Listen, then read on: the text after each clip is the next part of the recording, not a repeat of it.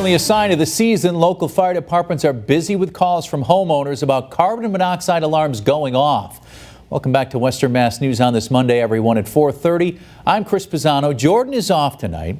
Now, as the nights get cold and many of us fire up the heat for the first time of the season, one local fire chief has at least 3 critical safety questions for every homeowner. And Beth Ward is here now with what we need to know. Beth? Yeah, you hear about this, I think, every year about this time, but there are some things that I learned today. I hope everybody at home does too. The 3 questions are: where are your CO detectors placed?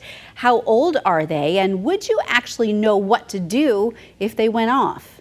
At Rocky's Hardware in East Long Meadow, we caught up with Rick Whitney perusing the carbon monoxide detector aisle. I knew I wanted to fire up my boiler for the season, and I was a little shaky on how old this one was, the one I had, so I said I better update it, just because, you don't want to do that. You don't want to have carbon in the house. As many homeowners fire up their boilers and heating systems for the first time this season, just down the road at the East Long Meadow Fire Department, Chief Paul Morissette tells Western Mass News, calls for CO detectors going off started coming in over the weekend. We found high levels of CO in the resident's home. They had just turned on their furnace overnight because the temperatures had dropped, and they were alerted when their carbon monoxide detector sounded. Initially, Chief Morissette says a teenage resident of the home ignored the alarm. He made a comment, he heard the detector going off, and he closed his door and went back to sleep. Not advised. Carbon monoxide is odorless, colorless, tasteless, and poisonous, and in high levels, deadly. CO is produced when any fuel, such as gas, oil, kerosene, wood, or charcoal, is burned.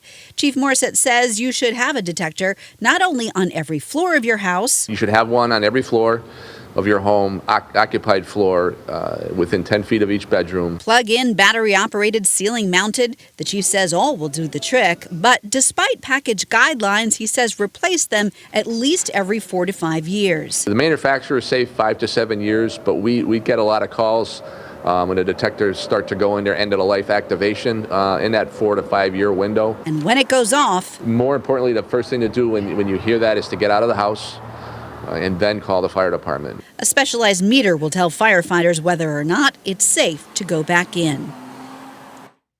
And you may not know that since 2006, Massachusetts state law requires homeowners to have CO alarms. Other safety tips manufacturers say: make sure that they are placed where you can hear them loud and clear. Know the difference between a low battery beep and an actual alarm, and do not place them in corners of a room, peaks of ceilings, near the stove, or a fireplace. In the studio, Beth Ward, Western Mass News.